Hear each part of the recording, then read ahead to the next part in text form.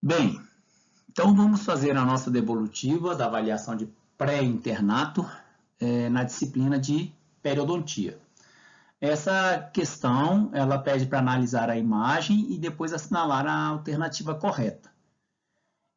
Letra A pede que, no caso, a figura ilustra a técnica de incisão de retalho de espessura total, que seria um indicado para a cirurgia de acesso à raspagem. Bom, o retalho de espessura total, ele é indicado para a cirurgia de acesso à raspagem, mas como vocês podem verificar na linha em que mostra a incisão, ele não é uma incisão que não atinge o tecido ósseo, como pode ver nessa segunda figura, em que houve a remoção só do tecido mole, não atingiu o tecido ósseo.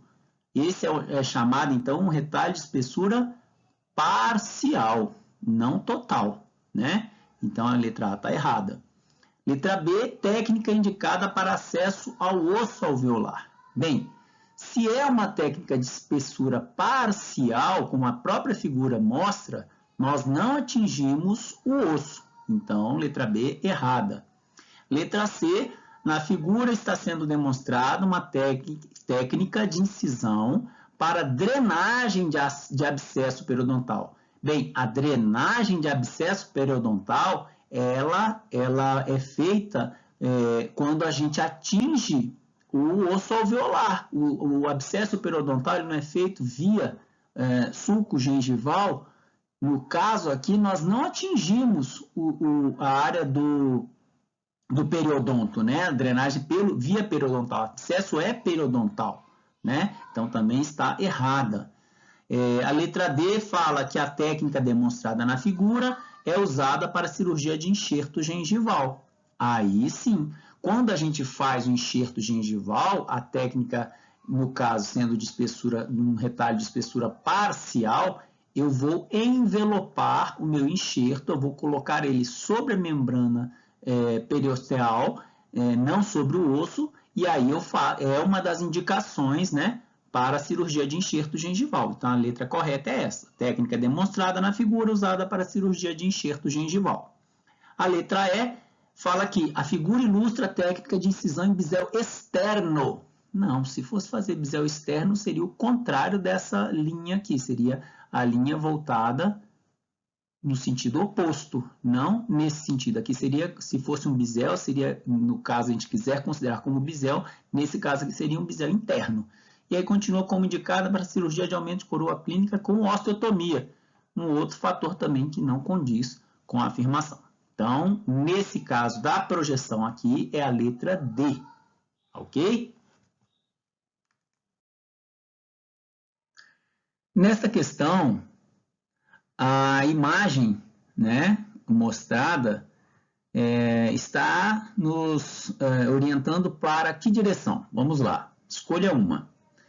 A primeira, na figura está sendo demonstrada uma técnica de incisão para drenagem de abscesso periodontal, ok, pode ser, vocês percebem que está tocando o osso, né? Denominada de retalho de espessura parcial. Gente, quando eu toco o osso, já deixa de ser parcial para ser total, tá? O retalho. Lembrando que a imagem mostra bem aqui onde está o periósteo, estou descolando todo o periósteo, né? Então não é essa. A outra alternativa fala que a figura ilustra a técnica de incisão em bisel externo. Errado também. Aqui nós estamos, se for falar por tipo de bisel, que seria o bisel interno. O bisel externo seria sempre o contrário dessa direção. Seria como se passasse aqui na parte de cima o contrário da direção que está mostrando aqui. Então, não é bisel externo e continuando indicada para cirurgia de acesso à raspagem. Errado. A outra fala que a técnica demonstrada na figura é usada na cirurgia de enxerto gengival, com preservação do periósteo. Pode até ter a cirurgia, alguma cirurgia de enxerto gengival em que a gente faz esse tipo de retalho, mas aí eu não estou preservando o periósteo. Então, está errado. Na letra D, fala o quê? A figura ilustra a técnica de incisão de retalho de espessura total, ok, indicado para cirurgia de acesso à furca, ok. Então, eu removo, faço essa incisão, essa divisão, esse afastamento do retalho para ter acesso à furca. Esta é a alternativa correta. E na última alternativa fala que as papilas gengivais não são preservadas com essa técnica. Bom, já é um princípio básico da cirurgia que as papilas gengivais devem ser preservadas em qualquer tipo de técnica, né? Então, aí já está o grande erro dessa questão. Letra D, no meu caso aqui, é a correta. Nessa questão, o objetivo é abordar o conhecimento sobre as bolsas periodontais e o seu exame. Então, a letra correta, no nosso caso aqui, é a letra E, em que fala que as radiografias indicam áreas de perda óssea no local em que há suspeita de bolsa, mas a gente não pode afirmar que elas mostram a presença ou profundidade. E, consequentemente, não mostram a diferença entre antes e depois da eliminação da bolsa, a menos que o osso tenha sido modificado. Então, é um ledo engano a gente querer observar uma radiografia achando que eu vou fazer um antes e depois de radiografia, querendo mostrar que a bolsa periodontal não existe mais ou diminuiu só pela radiografia, né? A radiografia mostra tecido duro. Breves comentários sobre as outras alternativas. As bolsas periodontais falando que tem característica principal o sangramento à sondagem, isso é um erro. Você pode ter uma bolsa periodontal e não ter sangramento à sondagem.